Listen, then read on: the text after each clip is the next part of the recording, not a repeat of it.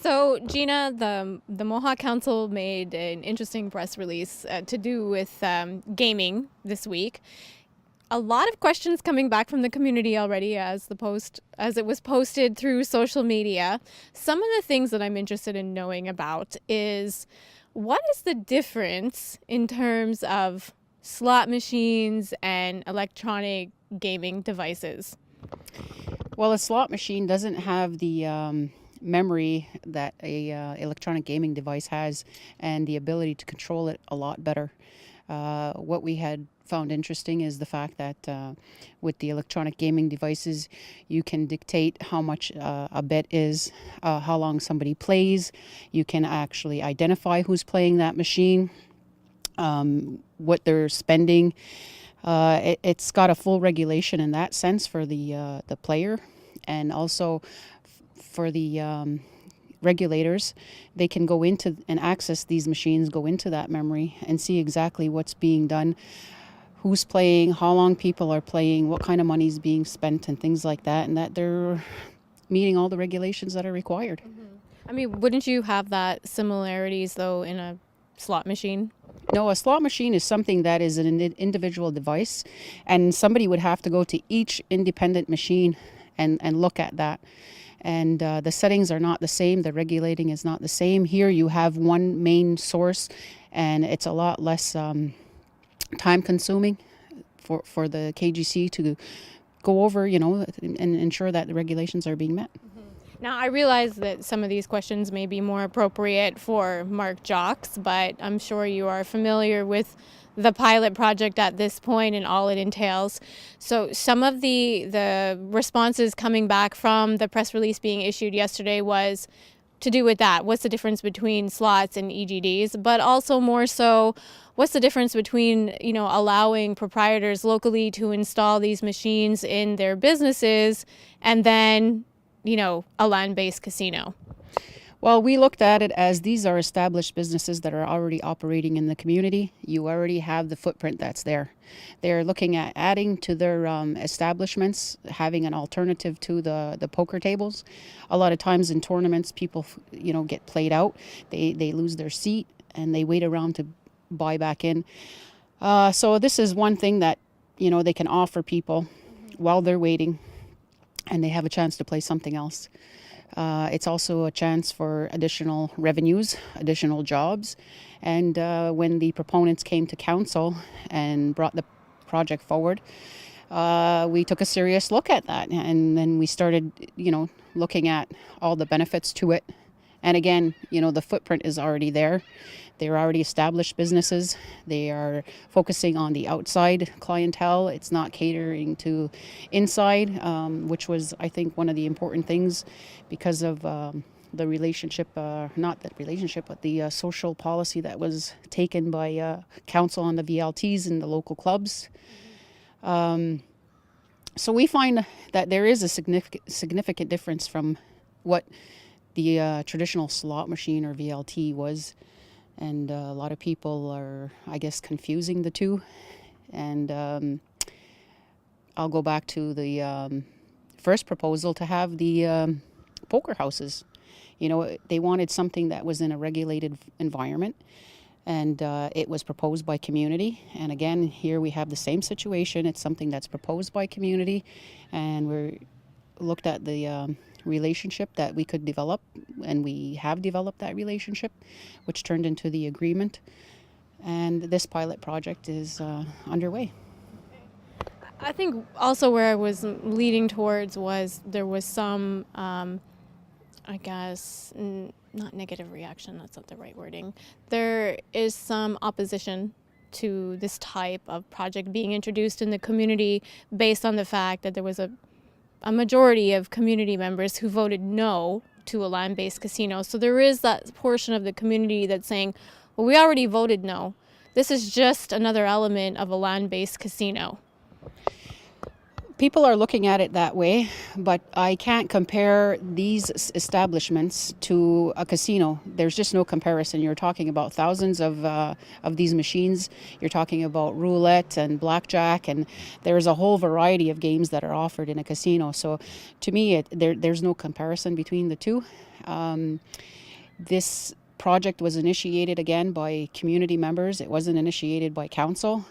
A council is looking at additional revenues through the gaming stream, as any other government is.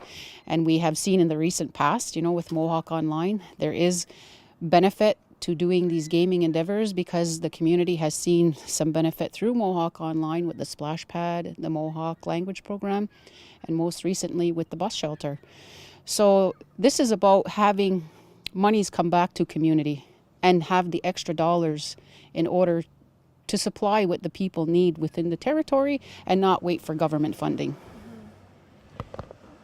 Now, moving one step further, when you look at regulating this type of project in the community, there's some fallout to that too regarding, well, who gave them permission to do this?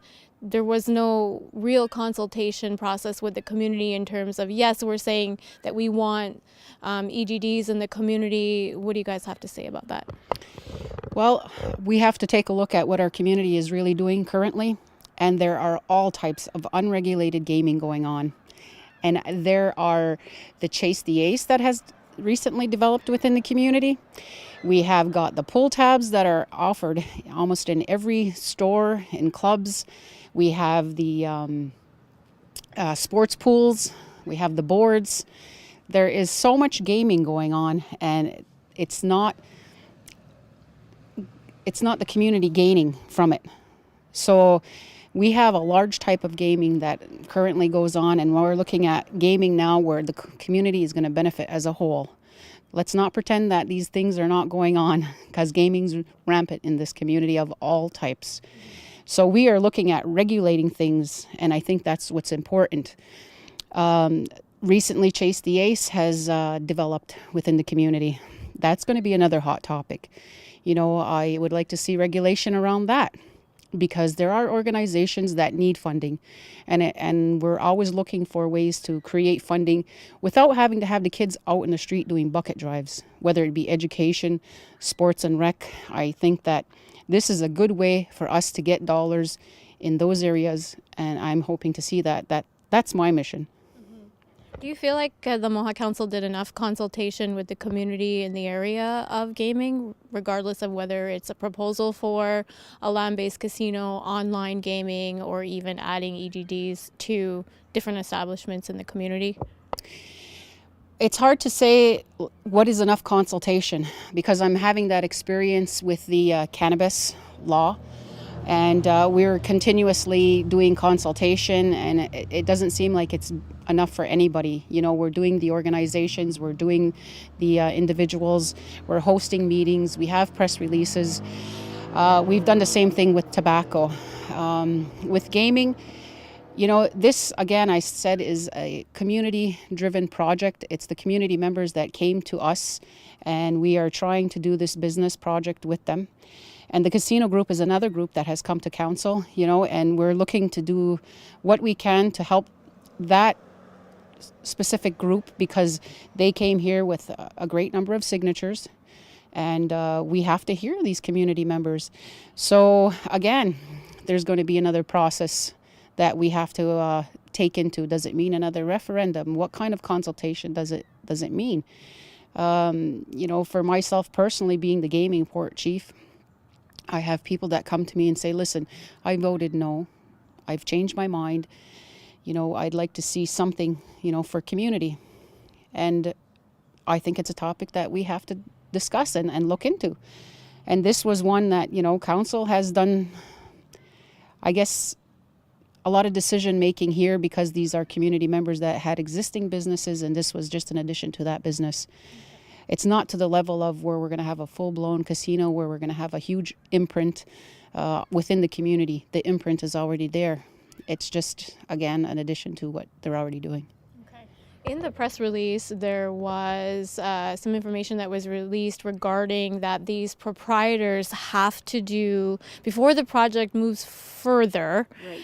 they have to do a presentation to the community. Now, in what respect is that? Is that to gauge community input, or is that to get the community's okay? Well, we have to keep community informed as to what it is we're doing. It's to get, the input. You want input from community. I mean, we're constantly asking for that, and participation unfortunately isn't always there. We have press releases regularly as to what we were doing before we did electronic gaming agreement. We had press releases as to the fact that we were meeting, we were discussing these things. So it's not something that was just put upon the people. They knew which way we were going, but again, it's something that was brought by community members, and it's an agreement that we have to look at this, and So when they present to the community, it's to give like a full disclosure of the pilot project or how their involvement is. Like, what could community members expect?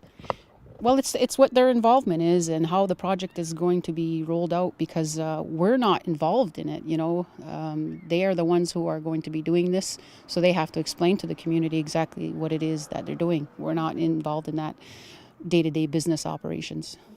Now, in the press release, it also stated that there was an exclusivity given to these two operators for a 3-year period.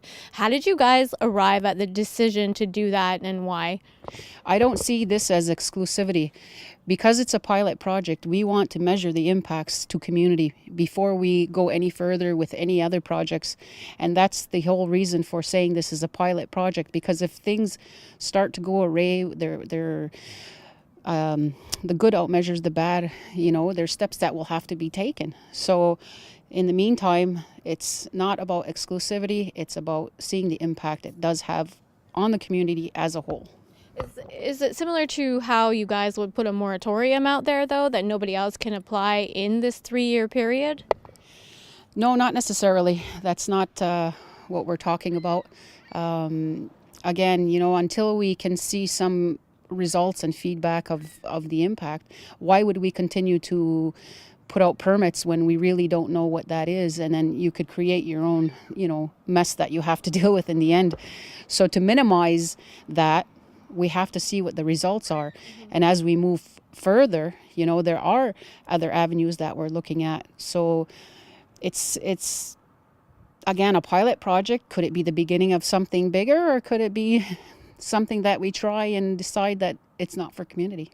Okay, Paul, so in the press release, it suggested that there was going to be a revenue sharing model in place. Can you give us some details that in terms of ownership? What is the Mohawk Council expecting in terms of profitability from a project like this? Okay, so it's important to note that the project is, it is a privately owned project. The proponents did approach the council. So the council itself is not managing, or, we don't own the project per se. In terms of the revenue distribution, what we're expecting over the next couple of years could amount to anywhere between a couple of $1 million per year or higher. Depending on how the pilot project rolls out, its success, the timing, those kinds of things.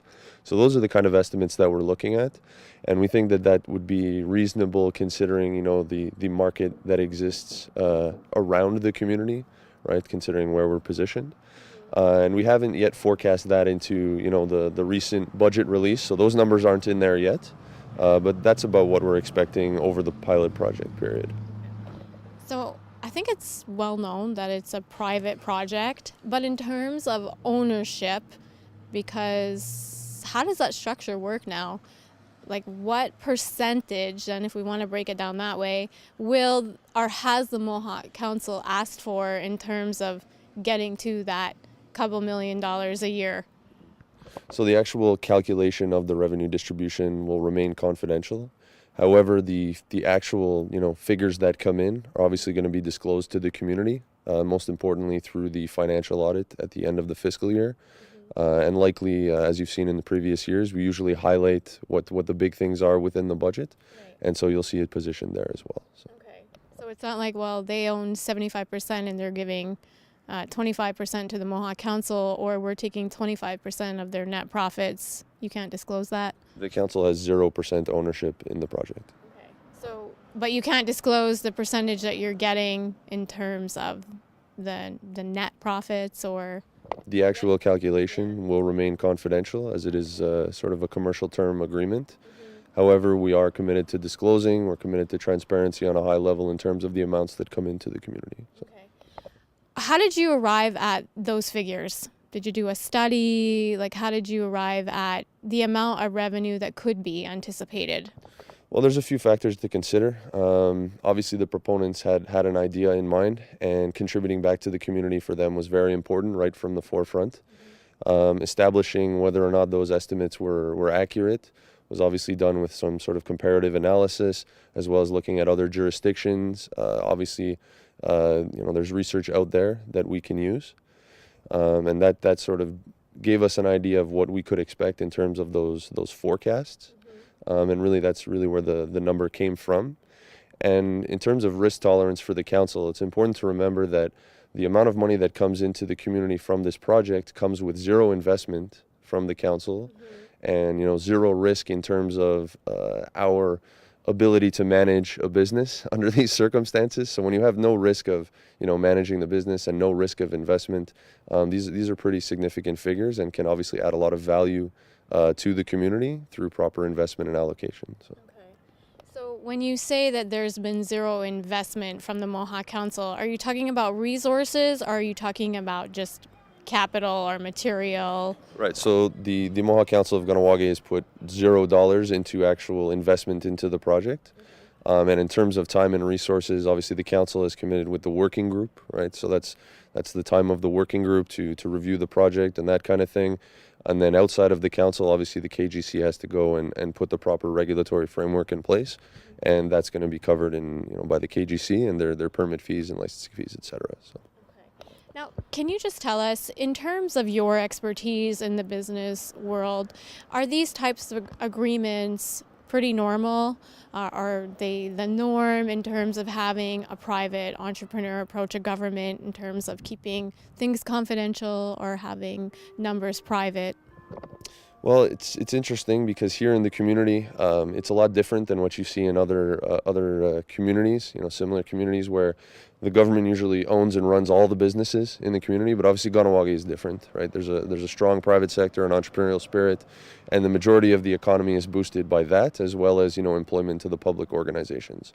So specifically here, public-private collaboration strategically is something that we're looking forward to in the future, and this project is a good example of that. And yeah, public-private collaboration, in this case it's not an actual partnership, but public-private collaboration or partnership, you see it very much in a lot of other jurisdictions as a very good way of de-risking the local government while also providing opportunity for business ventures within the community and contributions back to the community. So what type of checks and balances will the Mohawk Council implement, if any, to ensure that the businesses are run the way that they should be run, and that you're ensuring that what you're getting back every year is protected?